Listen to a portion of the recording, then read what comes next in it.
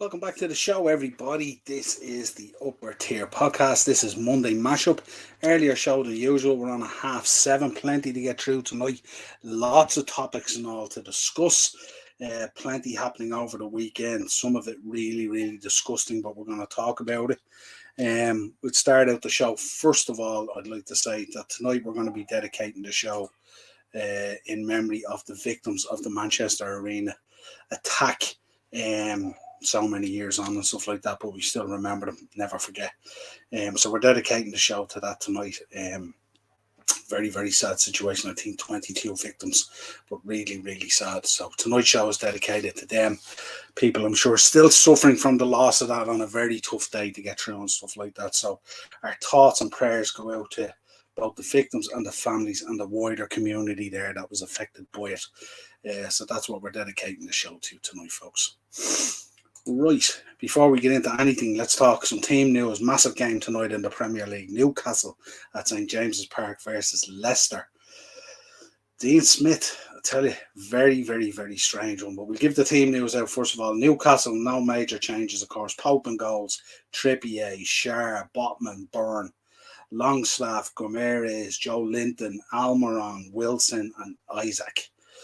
Is the starting lineup for Newcastle. Very strong. Eddie Howe, of course, wanting to put it to bed tonight without a shadow of a doubt. Top four absolutely sealed. Roll on Champions League next season, and congratulations to them. And it'll be interesting the journey they'll be on next year in Europe. We will definitely be following them. And interesting to see with that sealed, what's the next move for Newcastle? What's the next step up? What do they do in the market in the summer now? Who do they bring in? What sort of quality do they raise up from that again and supporting Eddie Howe on this fantastic journey with Newcastle with new owners? Let's see what happens there. Let's take the team news for Leicester. Contrasting styles here, of course. Leicester in the relegation zone. All but relegated. But if they get a win tonight, which I'm not expecting, but if they get a win tonight, then the relegation battle comes Sunday. It's in their own hands. So win tonight and win on Sunday. Everything's rosy. You will have escaped. But I'm concerned about this team they've picked tonight. Dean Smith, I'm not too sure whether that was the appointment that they should have made, to be honest, in trying what they needed to do. But Maddison has been benched. They had a poor outing against my own Liverpool there last week. This day last week, actually. And it's interesting. Leicester have played, I think it's 3 Mondays on the trot now they've played. But they're going with Everson, Castagna, Faust, Evans, Thomas, Ndidi, Suter, Sumare, Tillmans, Iheanacho and Vardy. Now, they will be buoyed by you and Iheanacho being back. Tillmans, looking at the lineup, has been pushed more into a kind of a 9 role. He'll be that link-up play with the midfield.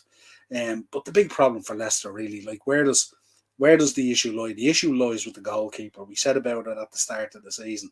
Myself and Darren called it that this will come back and bite them in the backside. As far back as September, I think it was, where we said you can't let a goalkeeper the level of Kasper Schmeichel walk through the door and not replace him with similar quality. And you look at Kasper Schmeichel, I mean, what would he have been at the time? Top 5, top 6 goalkeeper in the world? Easily inside the top 10. And he walked out the door, and I think for the time they were rocking with Ward, and now they're using Everson, and I just think that's really where the problem lies, because what happens is if you don't have that confidence at the back, that spreads to your defence and it causes all sorts of problems. And this year they've been quite a calamity.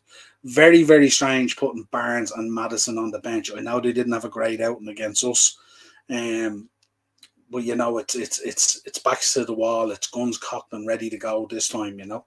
And this is where they really have to step up. Iheanacho being back in there will certainly pose a threat. It's kind of weird, like, you know, I mean, Vardy didn't do a whole lot either, but yeah, Vardy maintains a spot. But I don't know, Tillman's playing in that kind of link-up 9 role. I'm not too sure about that. Looking at him, how does he maintain his place after last Monday?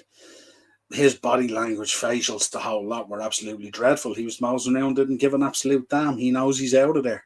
Like so many other players as well. So it's certainly going to be an interesting game. Leicester must win to keep control in their own hands come Sunday. Newcastle need just a point. to secure their top 4 position. I think they have it anyway because of goal difference, but it will be absolutely confirmed. So there'll be massive celebrations at St. James's tonight, sealing the top 4 for Newcastle, and hats off to Eddie Howe and the whole team if it happens. So we'll keep an eye on that, but that's been that's your team news from tonight. Right, let's get into, we'll do a quick run through on the Premier League review. Few talking points and stuff like that. Then we're going to get into talking. I want to talk about David De Gea. I'm going to be talking about Vinny Jr. I'm going to be talking about that Man City bench, 500 million quid's worth of a sub bench the other day, and still mosing through easily against Chelsea. We will have a talk about the relegation battle, of course, and we'll give our permutations on that. And then I want to talk about a guy who we mentioned on the show earlier in the season who was struck down with cancer, one Sebastian Haller. And it's going to be a great story if that season ends up the way we hope it will in the Bundesliga. So we'll touch on that as well to end out the show. I always want to end out the show with a real good positive feeling and stuff like that. It's been a hardship of a season for me as a Liverpool fan. I'm on here every week dropping content regardless of what happens. I'm really looking forward to the break. We will be bringing you transfer shows and various things like that. We'll also be up on our level of pro wrestling content on the channel as well throughout the summer. And a few other bits and pieces that may happen. But we will be looking at it, and then we'll be putting together a kind of schedule for the new season and what we want to do and when shows are going to happen and all that kind of stuff. And so any thoughts on that, of course, drop us an email, theuppertierpodcast@gmail.com, or you'll get me across all the socials, the Upper Tier Podcast. If you have any thoughts on shows or content or anything you would like to see, we always invite your input, because without you guys, I'm just here like a lunatic talking to a laptop. So really appreciate your time. Really appreciate you subbing to the channel, hitting the bell notification button. The subs are still growing.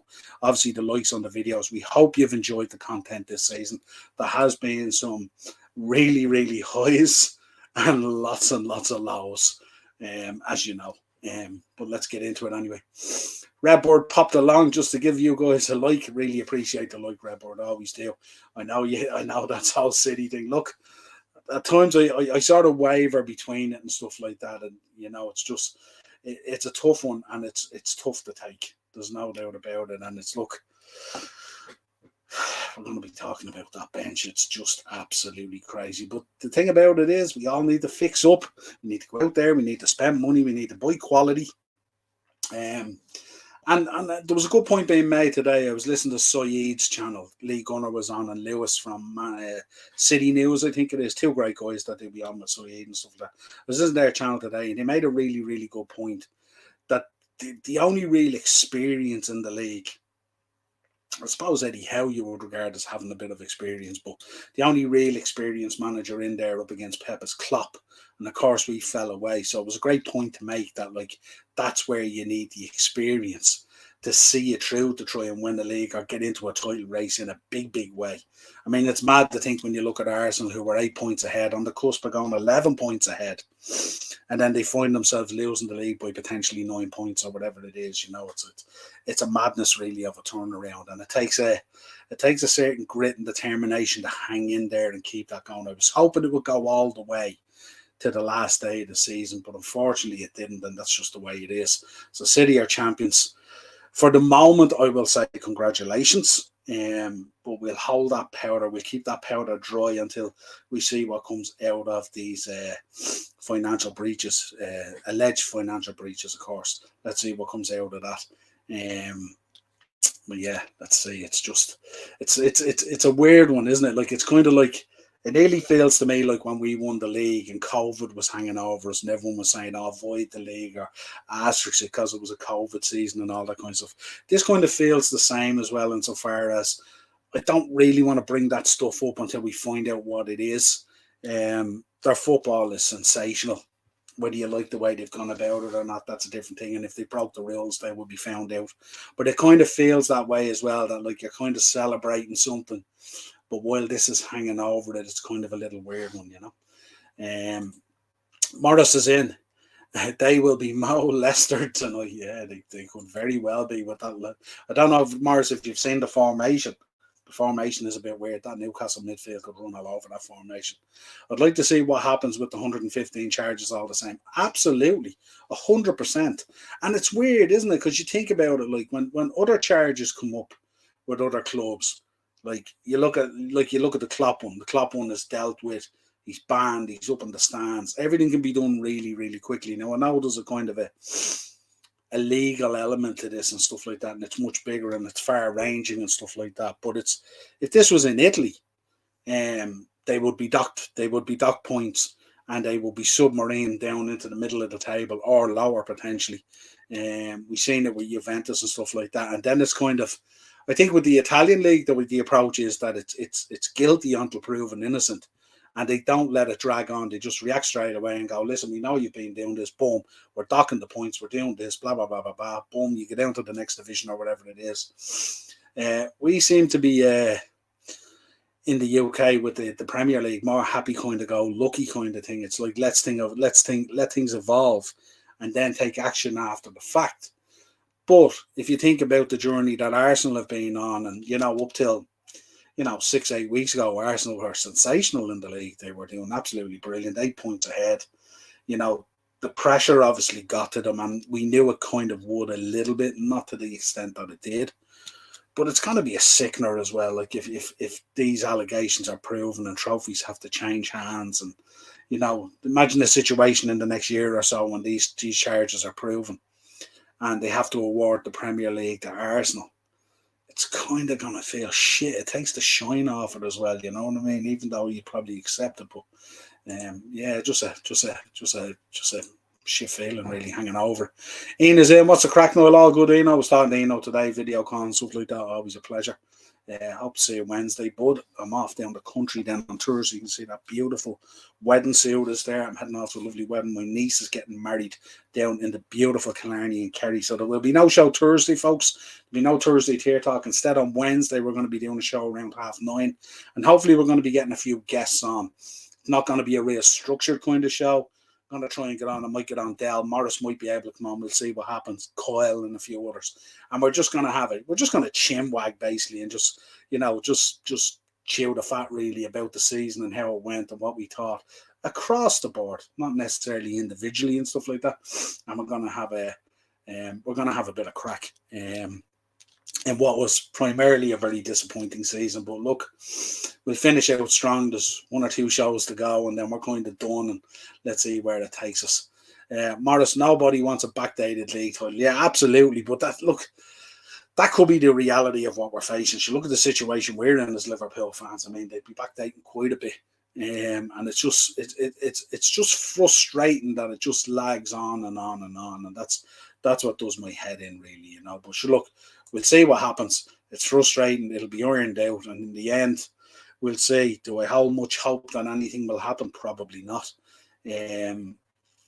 I think there's a lot on the line here. If anything is proven, you're calling into question the whole history of the league for at least the last decade or whatever it is, you know what I mean? And how you unravel all that and fix all that has happened in that time, and try and go in and rewrite history and take away certain moments and all that kind of stuff and how fans feel about it and stuff like that and all. It's just, if it's proven, it's an absolute mess, but we shall see.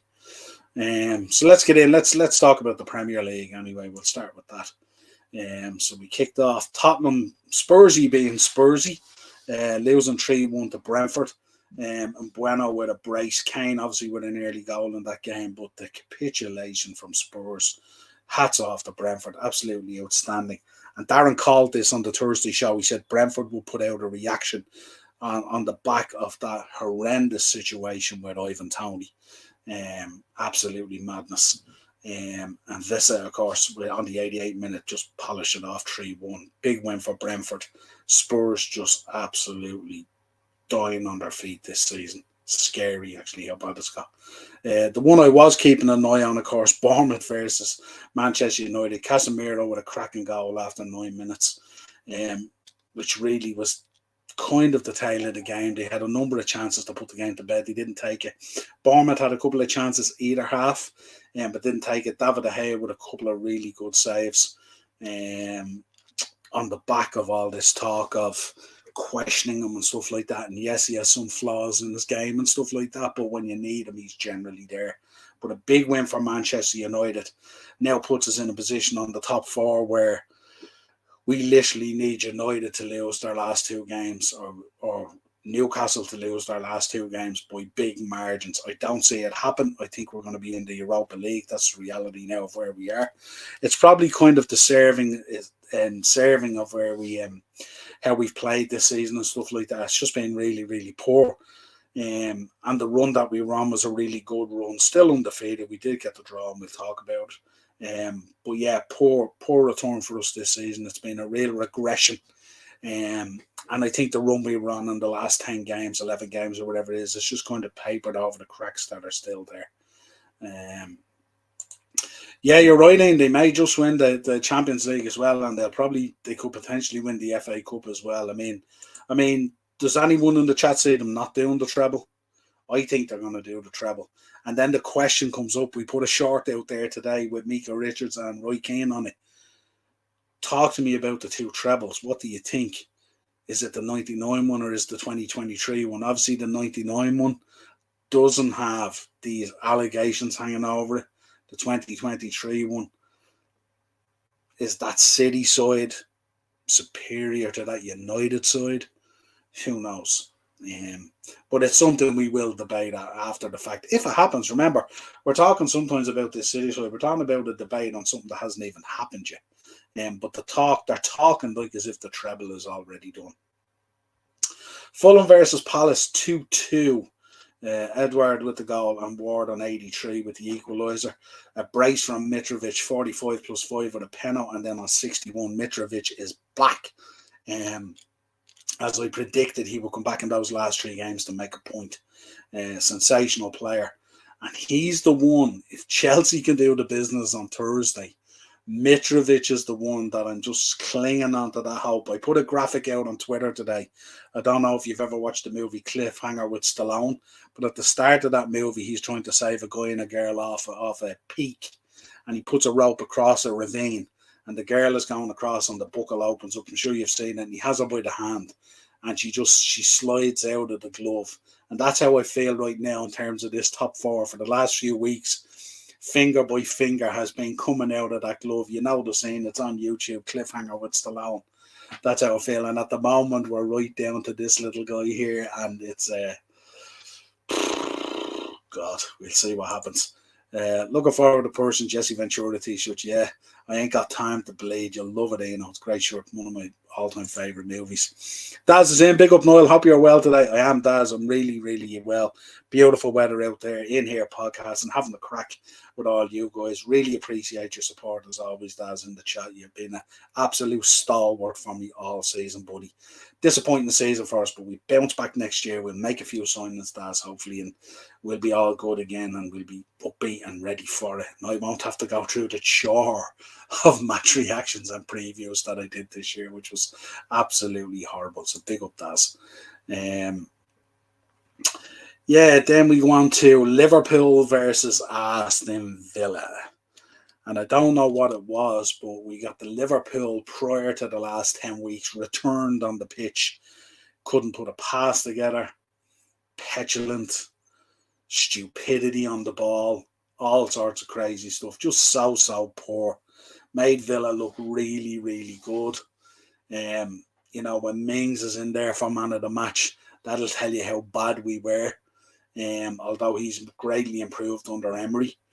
And interesting news coming out of Aston Villa today. We'll talk about it in the transfer section in a little bit as well. But yeah, big draw for Aston Villa. Poor result for us. I was hoping to get the 3 points. But I think that wave of emotion and saying goodbye to Bobby and Millie and all was heartbreaking. And of course Naby and Ox as well, and I'm sure a few more could have been in that picture as well. Hopefully the way things are going to go, we shall see what happens. But poor result for us.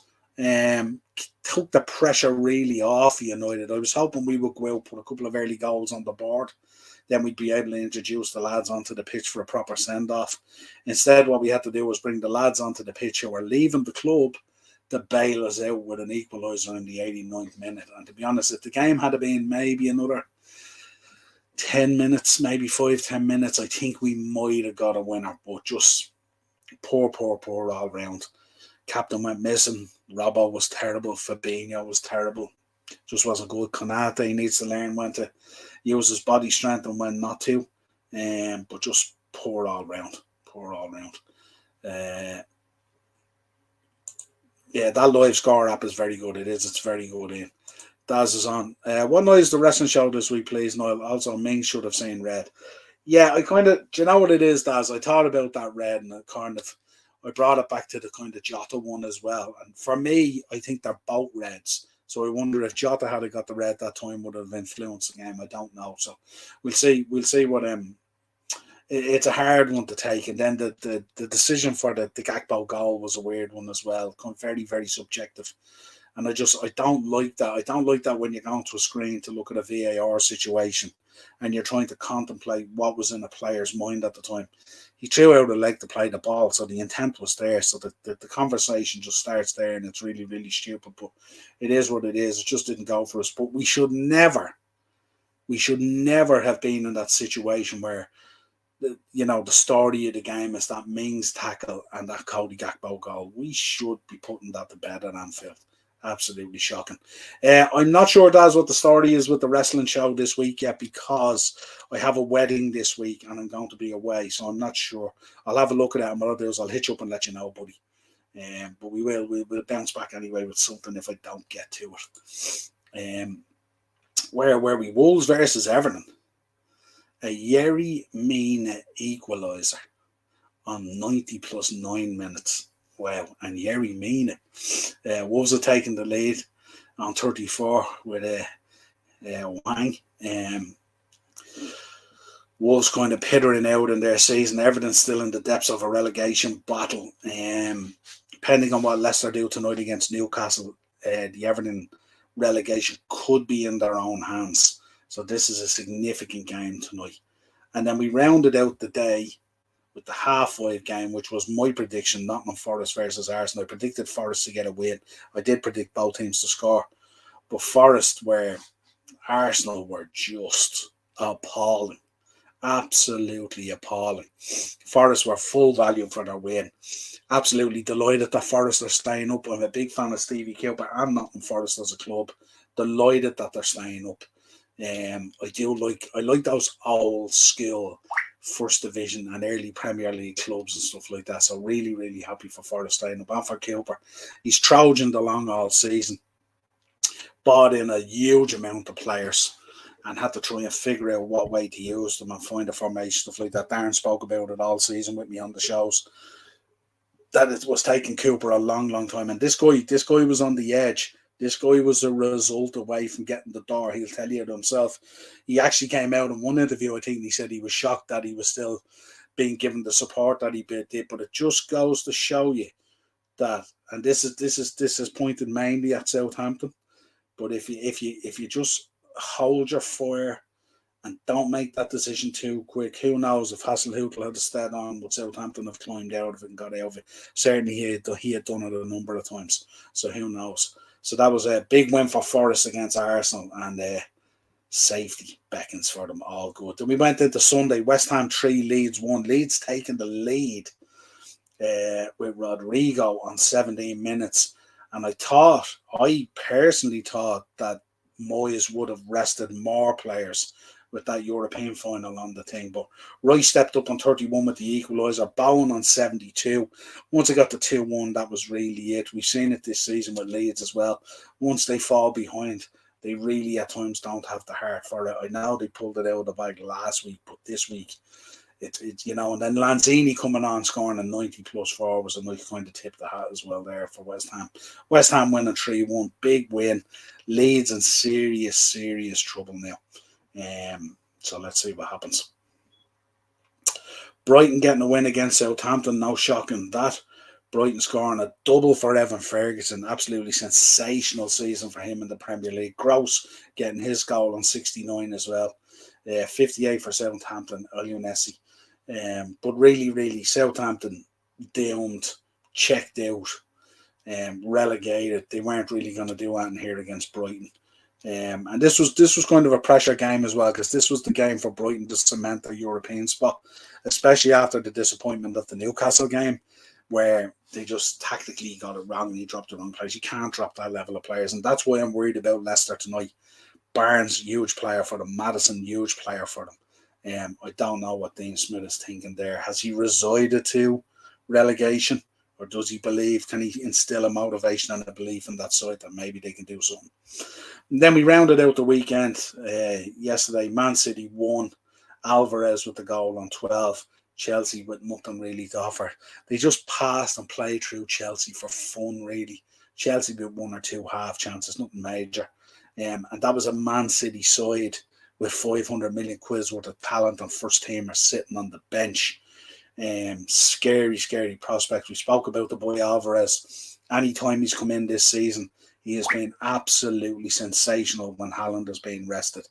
Unbelievable. And most times he's come in, he's grabbed a goal or an assist. What a player he's been, and they got him for an absolute snip as well. So fantastic to see. That match is on at 8 o'clock tonight. 8 o'clock tonight, Morris, what's happening? So that's your kind of round out. That's your round out on the Premier League. Title race done, wrapped up. Man City are champions. Top four is more or less wrapped up at this stage, but we'll see, as I said, just clinging on. There's just one finger left in that glove. Let's see what happens. I won't concede until mathematically it's done for my sins. So let's go on and talk about some more stuff. Don't forget, folks, you can scan that QR code if you want to follow us on TikTok for all the shorts and stuff like that. There'll be a selection out there over the next month's football, pro wrestling, all sorts of stuff will be going out there. Boxing, MMA. We're going to be spreading our wings in the upper tier and covering a lot more stuff as well. So any suggestions, let us know. Morris, all good, Ian? That's what I want to hear. Right, so let's talk first of all. Congratulations, David De Gea, Golden Glove winner this year. This is a man who's been kind of vilified this year, especially in his own fan base. Fundamentally has made mistakes throughout the season, like most goalkeepers do. And we always say, especially myself and Darren, we kind of we big up goalkeepers all the time with our own history. And I just think the work that some of these guys do goes unnoticed at the time. I've spoken about Alisson at Liverpool. I firmly believe we'd be in the bottom half without Alisson. I just think he's sensational. He's the best keeper on the planet. But congratulations to David De Gea, Golden Glove winner. Has come in for a lot of criticism. And yes, his game isn't fully complete in terms of, what Ten Hag is trying to do and how he wants to play doesn't necessarily fit everything that David De Gea has on offer, but in terms of shot stopping and stuff like that, sensational. And sensational again the other day. So hats off to him. This is the bench that I wanted to talk about. This was Talksport put this up. This was Man City's bench against Chelsea. Jack Grealish, Rodri, Ruben Diaz, Kevin De Bruyne, Erling Haaland, John Stones, Bernardo Silva, Ederson, and Ilkay Gundogan. That was their bench.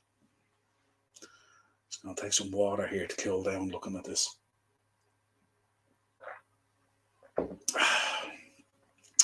This is what I talk about when I talk about teams having to fix up and get serious and spend money and bring in the right level of talent, both on the pitch, as part of the squad on the bench, and also in the background in terms of scouting, in terms of sports science, in terms of every single piece of the jigsaw.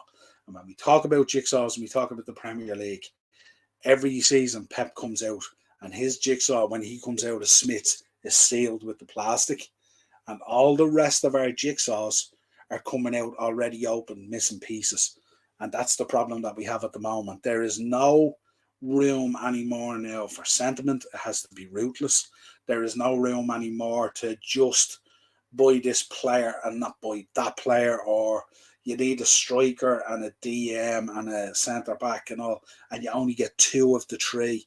You're going to have to get all three. You're going to have to go all in. You're going to have to take those chips and go all in on black or red, whatever it is on that roulette table, to make it happen, because we got to fix up really quick, or this Man City side, charges pending, of course, are going to dominate this league for another decade at least. And I really mean that. We need to really do the right things. And I think what we need to do as well as fans of our individual clubs as well, instead of moaning about the Man City situation, we need to channel our energy back into our own situation and don't let our owners away with what they've been getting away with, which is kind of half measures, or if you're missing 4 pieces of the jigsaw, just giving you 3. We now need to arm all these managers with everything that they need to go right at this league. This is the greatest league in the world, but it's in danger if they don't do that. So that's all. I just wanted to make that point on that. Let's talk about this relegation battle. Of course, big one tonight, of course. Leicester, with a win, can jump out of the relegation zone, dropping Everton in there, and obviously having things in their own hands then come Sunday, which would be absolutely huge. As I said, for Newcastle, cement their top 4 into the Champions League. But this is a huge game for Leicester tonight. Big players are being dropped. Players have come in. Will they have enough to do it? I don't think so. I could see Newcastle winning tonight, looking at who they've dropped. Doesn't send a great message. These are the remaining fixtures. Leicester have 2. Everton are at home to Bournemouth on Sunday. Leeds are at home to Tottenham on Sunday. It's a flip of a coin on both those. And also Leicester with West Ham as well. It's a flip of a coin. I'm not sure with West Ham. I'm not sure Moyes will risk the players and stuff like that. So Leicester, with a performance tonight, or some sort of a performance tonight, could find themselves maybe in a stronger position than the other 2. Bournemouth, Gary O'Neill, sensational job, but probably on the beach. Tottenham, absolute disaster. Can Leeds beat Tottenham at Ellen Road? Absolutely. So let's see what goes on there. But it's going to be amazing to look at this relegation battle on Sunday. It's going to be really, really exciting. 2 places still up for grabs. Let's see who's the team that has the cojones to crawl out of that. All 3 teams still with it all to do. Southampton, of course, relegated. Let us know your thoughts in the comments. Who do you think is going down? Who do you fancy? Who's getting relegated? Southampton down. Who's going to be the other 2 from these 3? Are Everton not going to escape this time, or will it be the great escape again? Let me know your thoughts. Daz, do we know what games are televised on Sunday? Yeah, pal. I'm not too sure. What way do they let me see. I presume, my guess is they would be televising the relegation battle, because I don't see why. There's no point in really televising City, job done.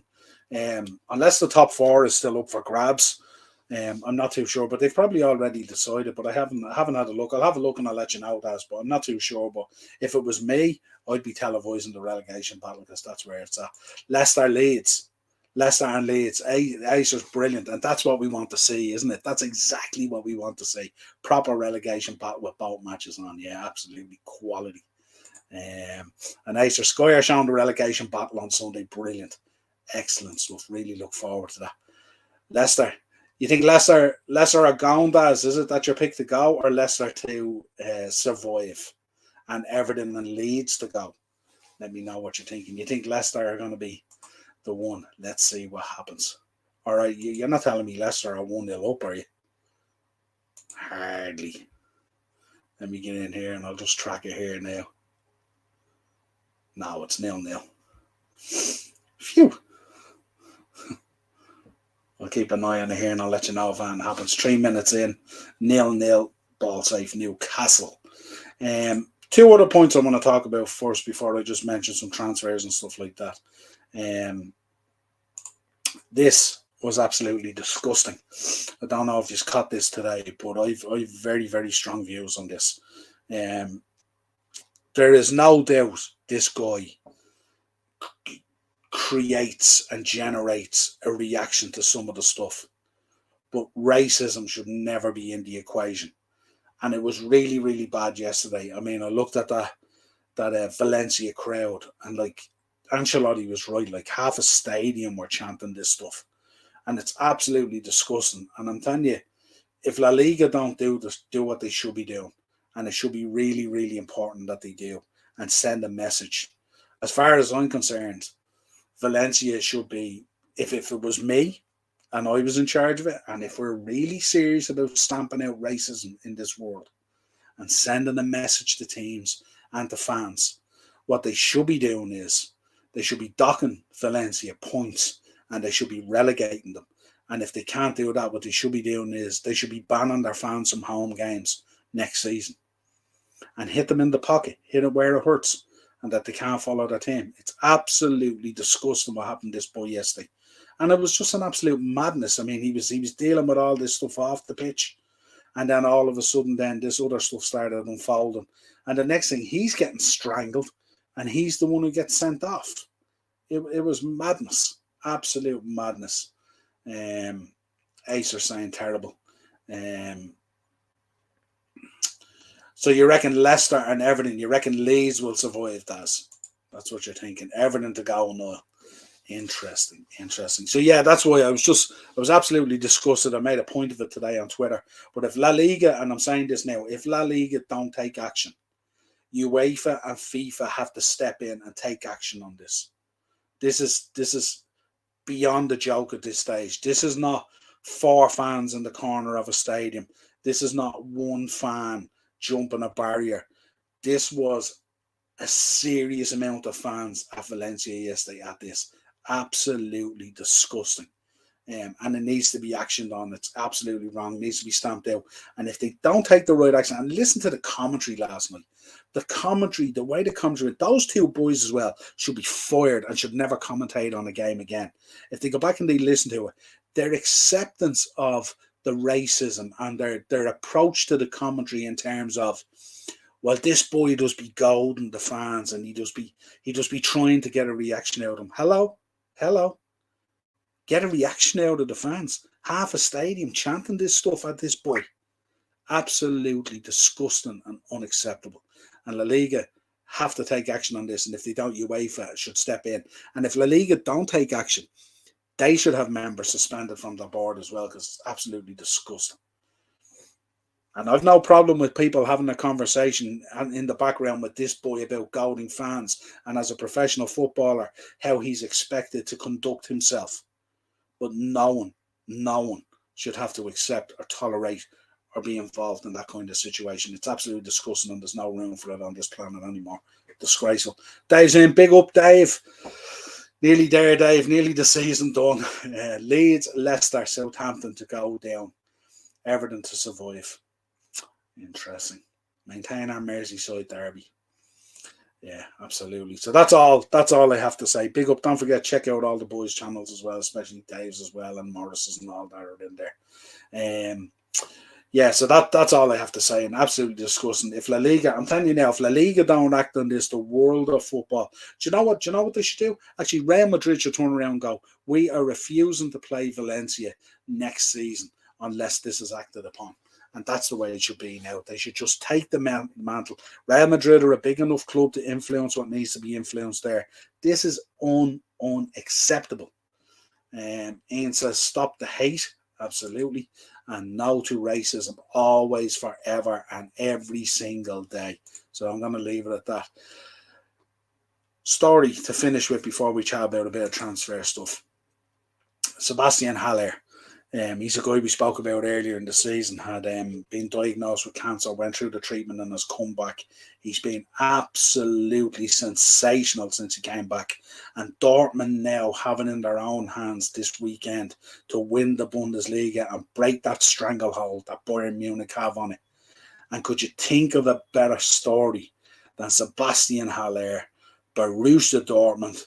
They're after losing Haaland. They lost Sancho. They're about to lose Jude Bellingham. A man that we know there, Emre Can. Well, Dave. But this would be a sensational story. And not only that, their game, I think their final game of the season is against Mainz, which is Jurgen Klopp's old team. And Dortmund, of course, is Jurgen Klopp's old team. So a sensational story. You'd be absolutely stoked for the boy after defeating cancer and then unlocking that stranglehold that Bayern Munich had on the league this season, or has on the league for the last decade or whatever it is. So hats off to Dortmund. I hope they do it. Delighted for the boy Sebastian Haller. We are one. Absolutely, we are one. Right, folks, transfer news. A little bit of transfer news to go through, and then that's it for the show. If there's anything else you want to ask me, drop it in the comments, of course. Man City, of course, looking for a swap deal at the moment. Cancelo, who's at Bayern Munich, they're looking to get Kimmich in. He was a sensational player. I don't see Bayern Munich going for that. The reports coming out of Bayern Munich is that they're not very happy with Cancelo, and they're also not very happy with Sadio Mane, but it looks like Sadio Mane wants to stay to make a success of it.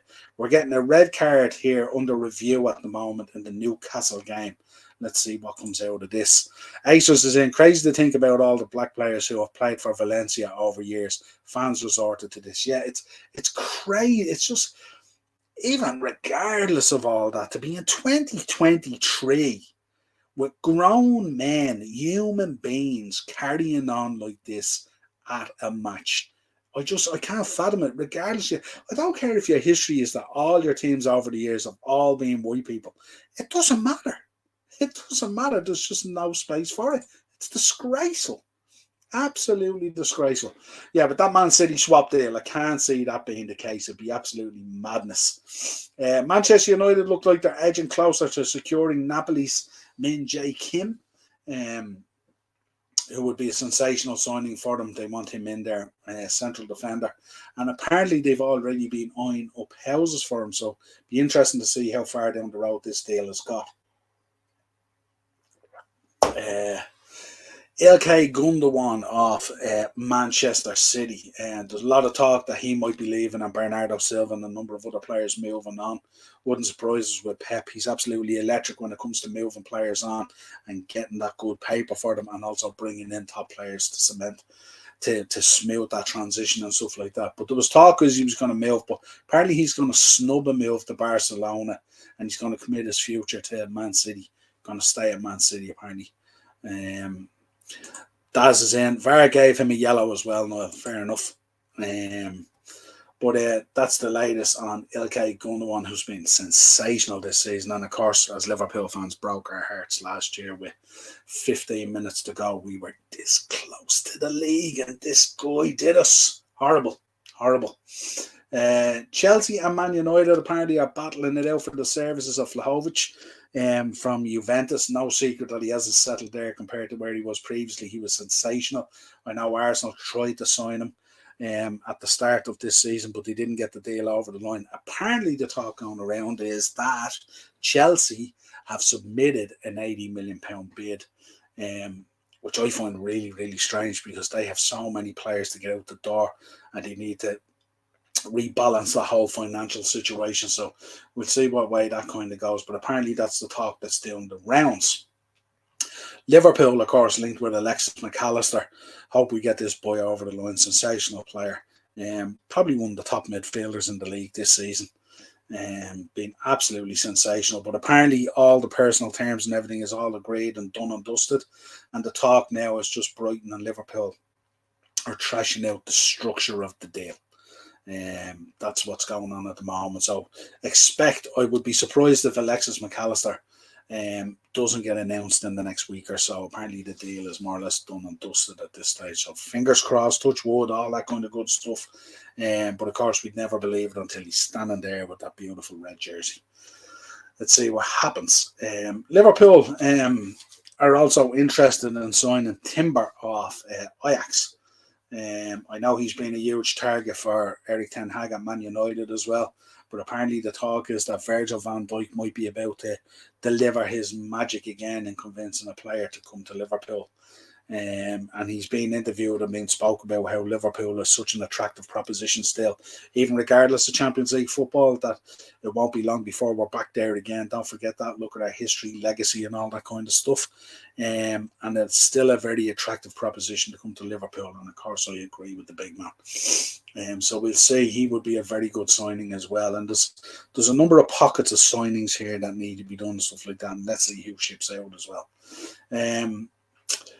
A bit of a blow for Chelsea and for Real Madrid. They were looking to secure the service of Rafael Leao, who was back for that second leg of the semi-final of the Champions League against Inter there last week. Put in a decent shift, missed a couple of really good opportunities that could have changed the game. Couldn't put them through, but a sensational player, and that turn of foot and speed he portrays from a standing position is sensational in the way he leaves defenders behind.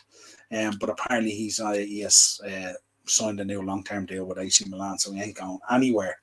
And the interesting one, of course, for Arsenal fans and stuff like that. Skin colour doesn't matter. We are human. We have feelings. Yeah, absolutely, all the time. And football is for everyone. Absolutely, and then the final one I'll leave you with, a guy who I was kind of a fan on. I know he lost his head a little bit, but Unai Emery at Aston Villa is looking to secure the services in a reunion with Matteo Guendouzi. Remember him of Arsenal fame. I think it's Marseille, is it he went to? And he has been sensational. He's been really, really good. But this is a guy who got a bit frustrated at Arsenal at the time, and obviously was shipped out.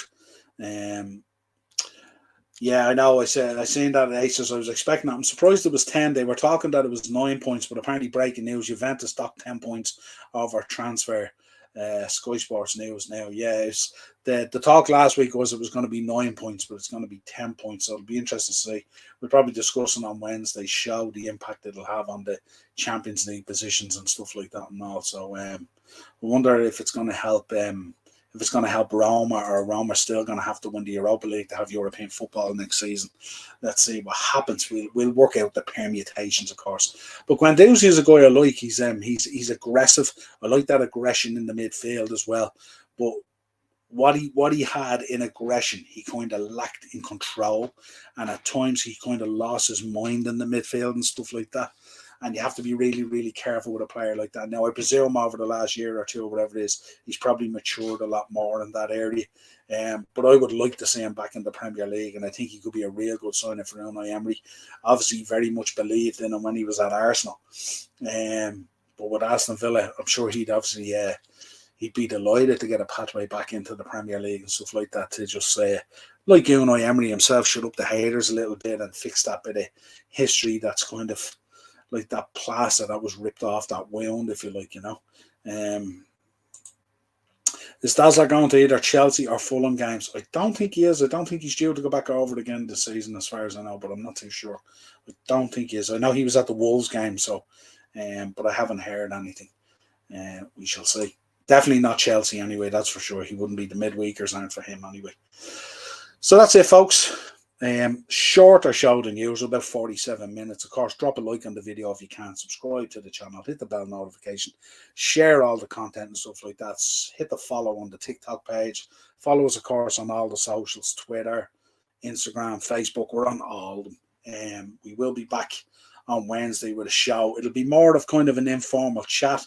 I'm going to try and rally up a few people about 9:30, and we're going to get a bit of a panel on and just have a bit of crack, look back on the season, talk about what we liked, what we didn't like, give our views on other teams, all that kind of stuff, create a bit of banter, have a bit of fun. So if anyone wants to come along and have a bit of crack, join us Wednesday, 9:30, for an adjusted kind of Thursday tier talk on a Wednesday at 9:30. We will put out the show tomorrow and share it as usual, so you can obviously be notified of it and have plenty of advance notice. So looking forward to chatting with you and some of the lads, hopefully, on that show, where we share our thoughts of what has been, dare I say, a very, very strange season. Until next time, folks, an absolute pleasure as always. Always appreciate your support this season. It's been a long, long road and journey, but we've nearly got there. Until next time, cheers, folks.